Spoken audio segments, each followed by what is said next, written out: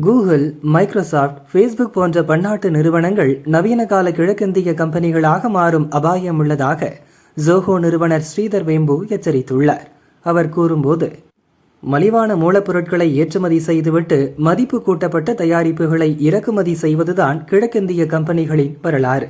அதுபோல் மலிவான நமது மூலப்பொருட்களை வேறு ஒருவரிடம் ஒப்படைக்கிறோம்.